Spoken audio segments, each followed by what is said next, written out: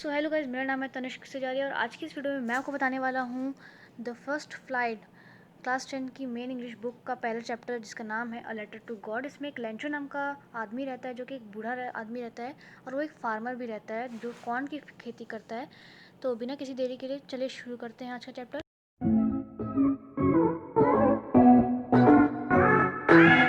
तो एक छोटे से पहाड़ के ऊपर एक घर रहता है जहाँ पे लेंचो और उसकी फैमिली रहती है। लेंचो सोचता है कि काश एक बारिश हो जाए, पर बारिश नहीं होती उस समय। अगली सुबह जब लेंचो उठता है तब वो कुछ नहीं पर पूरा दिन आसमान को देख रहा होता है, ये सोचकर कि काश बारिश हो जाए। वो अपनी वाइफ को बोलता है कि आज शायद तक बारिश हो सकती है। तो उसकी वाइफ रिप्लाई करती है, हाँ क्यों नहीं, गॉड चाहे तो। उसके जो बड़े बच्चे होते हैं वो खेती में काम कर रहे होते हैं और उसके जो छोटे बच्चे होते हैं वो घर के पास में यहीं कहीं खेल रहे होते हैं। फिर बाद में लेंचो की वाइफ सबको खाना खाने के लिए अंदर बुला लेती हैं। फिर बाद में लेंचो ये देखता है कि नॉर्थ ईस्ट की साइड से बड़े बादल आ रहे हैं और वहाँ से गीली मिट्टी की बहुत अच्छी हवा भी आ रही है।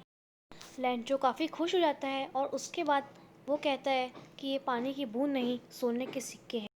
लेंचो काफ़ी खुश और सेटिस्फाइड मूड में रहता है कि तभी वहाँ पे बहुत तेज़ हवा चलने लग जाती है और आंधियाँ भी आना शुरू हो जाती हैं।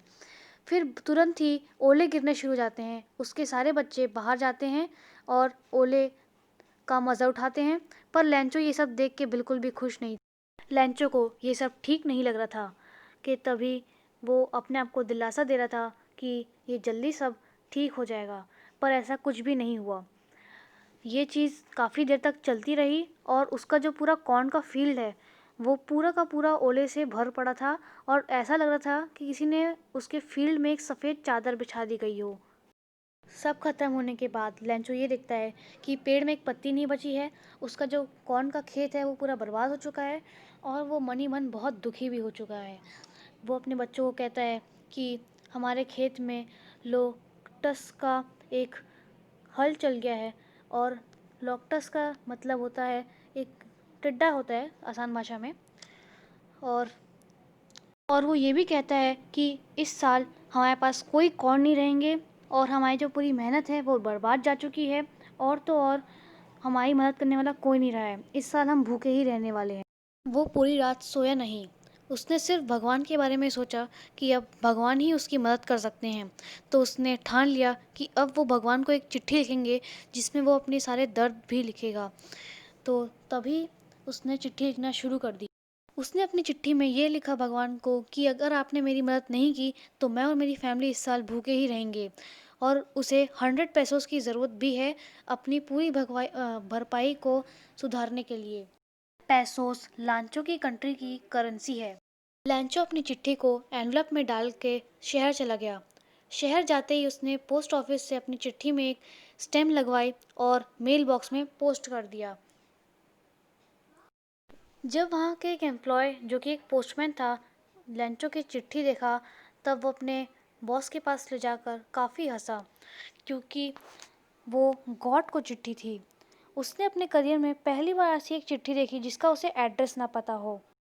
काफ़ी देर हंसने के बाद पोस्टमैन के बॉस यानी कि पोस्ट मास्टर ने ये ठान लिया कि अब लेंचो की चिट्ठी का रिप्लाई उसे गॉड के रूप में देना ही पड़ेगा।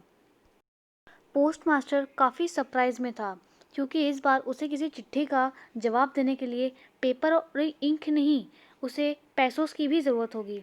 तो उसने पैसों जमा करना शुरू कर दिया।